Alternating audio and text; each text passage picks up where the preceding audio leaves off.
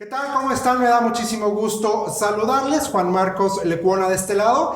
Y estamos en un lugar de verdad que estamos empezando a apreciar. Bueno, siempre he apreciado yo a los pastores a mi lado.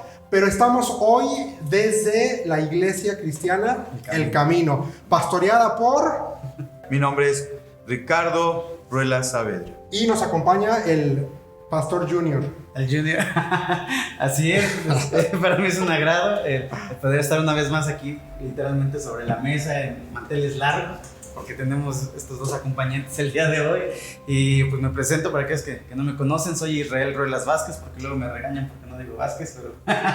Hay que decirlo completo. Completo, porque luego me regañan. Entonces, Israel Ruelas Vázquez, pastor de Por Fe Andamos.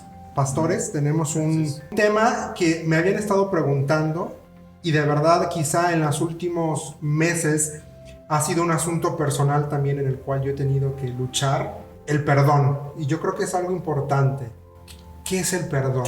Es una bendición que tenemos los humanos, que tenemos que ejercer, tenemos que tener la voluntad de hacerlo. Y es una forma de sanar nosotros. Es un tema complejo, porque nosotros como seres humanos somos complejos y es un asunto que nos cuesta porque involucra ceder, y yo creo que ahí es donde más complicado se vuelve el asunto, que no nos gusta ceder.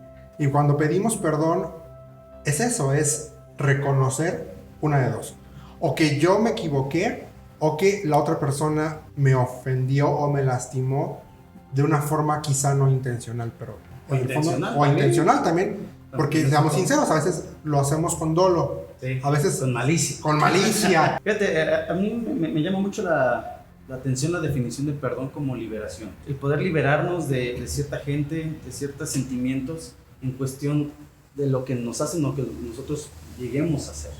Entonces es importante ver que todo ese sufrimiento, todo ese daño que hemos recibido o que hemos dado, en el perdón significa liberación. Exactamente, cuando yo perdono estoy liberando. La pregunta es, ¿a quién o qué estoy liberando, pastor? Realmente nos da más a nosotros que a la persona, a la segunda persona que estamos hablando. Porque el perdón lo otorga uno. Uno es el que dice, decido perdonar o no decido perdonar. Pero el pedir perdón equivale a eso. Reconocer mi falta, si es que yo lo provoqué, o perdonar a la persona que me ha ofendido. La Real Academia Española define perdón como remisión de la pena merecida, de la ofensa recibida o de alguna deuda u obligación pendiente. O sea, es remisión. Y qué interesante que el diccionario utilice esa palabra, ese concepto, porque remisión, sí o sí tenemos como creyentes que hablar de lo que sucedió en la cruz, de la obra de Cristo perfecta en la cruz del Calvario, porque ahí precisamente se dio la remisión de nuestros pecados. Es importante hablar en cuestión del perdón los dos lados, ¿no? Cuando nosotros dañamos, pero cuando nosotros también recibimos el daño. ¿Qué actitud tomar cuando nosotros dañamos y qué actitud tomar cuando nos dañan? ¿Por qué? Porque tenemos estas dos facetas, lamentablemente, ¿no? Cuando nos dañan, explotamos y somos muy severos, pero cuando nosotros dañamos, suavizamos las cosas, ¿no?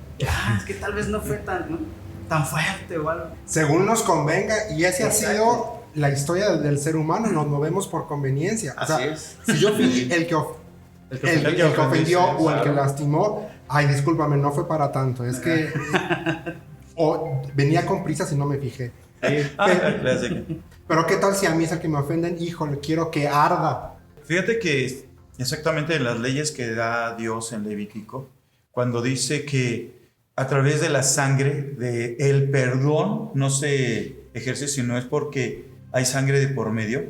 Cuando se corta el cuello de estos animalitos, llega a derramarse, y en lo que en hebreo perdonar significa derramar, significa perdonar, significa vertir, rociar. Y eso fue lo que hizo la sangre de Cristo sobre nosotros. Acaba de mencionar un concepto que sí me gustaría quizá profundizar, bajo el Antiguo Testamento, en el régimen del Antiguo Testamento, el pueblo era ofensor delante de Dios porque no podían cumplir con la ley perfecta que Dios había dado y había establecido. Entonces, al ellos ser incapaces de cumplir, estaban transgrediendo y estaban ofendiendo la santidad de Dios.